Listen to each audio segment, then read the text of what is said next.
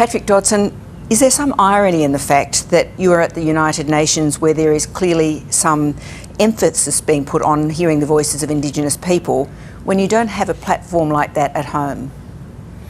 Well, I think it highlights the need for the voice more succinctly to be within our structure of the Parliament in Australia. It's clearly a very important factor here at the United Nations for First Nations to have their voices heard, and it's been highlighted by discussions I've had with the Foreign Affairs Minister and the Canadian Foreign Affairs Ministers and others that have been working with First Nations to ensure that they have their voices heard. The idea of the voice feels like it has evolved quite a lot since the Uluru Statement. How would you explain what the voice is about at this point of its evolution to people who are confused about it? Well, it's a capacity for the First Nations to have representatives assemble at the national level and also at a regional level to do a number of things, to not only advise the government on its policies and strategies and practices when they come to legislate that's going to affect First Nations peoples, but it's also to operate at the regional levels to improve the closing the gap kind of objectives, as well as to be an instructive body for the voice at national level on matters that affect First Nations peoples. There's been some commentary that people aren't informed enough about what is involved here. Should people be assured that they will be fully informed by the time the referendum comes about? Well, I think they will. I think what we have is the Parliament will clearly legislate the voice, so the functions, powers, purposes, elections, scope of its capacities, etc., will be clearly defined in legislation through negotiations with First Nations leaders. We're having a National Day of Mourning for the Queen today. Whatever people's respect for her as an individual, the last couple of weeks have been quite difficult for a lot of First Nations people. I was wondering whether you could reflect on that. Well, I can understand it being difficult for many Indigenous Australians, given that the dispossession of our countries was made by the British and the development of the legal fiction of terra nullius, and so usurping our capacity to control and manage and live a life on our own lands in a way that we'd been accustomed to prior to the British coming.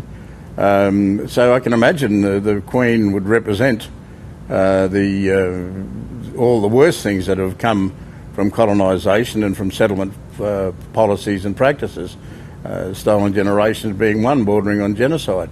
So, you know, there's not a lot to be empathetic to the Crown of Britain and the Crown of Australia in that regard from First Nations peoples. But that to one side, Her Majesty herself as a human being and as a person of long-standing service, not only to us in Australia but also to many other nations, and her leadership and compassion in so many other fields is, you know, someone that's worthy of our taking time to reflect on a life that has made a great contribution and to express our sorrow. I mean, we don't have to linger with it, but we do need to be respectful, and we do need to pay our respects in a proper way.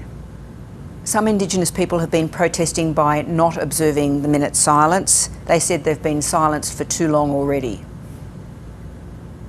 Well, I don't disagree with that, but I think there's times and there are times for doing the right thing, and taking time to at least show courtesy to someone else is not a big deal. It's not a capitulation to the tyranny of what has been caused by, you know, the colonisation of our nation by Britain.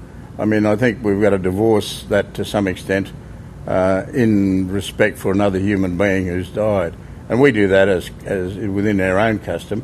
And I would hope that we can be gracious enough to do it for the Queen. I mean, but I can understand if people are hostile towards that concept. But SBS last night aired the first episode of the documentary series The Australian Wars about the frontier wars between black and white people here. It notes the Australian War Memorial honours 100,000 people who died overseas in war, but not a similar number who died in those conflicts. Should the War Memorial be commemorating them as part of the truth-telling process? Well, whether it's a change at the War Memorial or a standalone recognition of the frontier wars, as some have proposed that ought to take place, there are ways to deal with this, and I think that discussion is before us. I don't think certainly our government hasn't got a closed mind on it. The War Memorial is steeped in a particular tradition. There's no reason why we shouldn't. Well, finally, how did you feel when you heard about the allegations against the Hawthorn Football Club and the treatment of some of their Indigenous players? Well, it just highlights that we've got to constantly be alert. Racism, wherever it puts its ugly head up, has to be fronted up and has to be brought to task. And the AFL obviously has to do a greater effort in helping clubs better understand what the code of conduct ought to be, and maybe it's time for them to start imposing penalties on that form of behaviour. It's sad that it's coming on the eve of the grand final, and it's even sadder that it's Hawthorn that has had some really marvellous football players to its name. But if the undercurrent of racism is inherent, then it's time to root it out. Senator Patrick Dodson, thanks for your time. Thank you very much for the opportunity.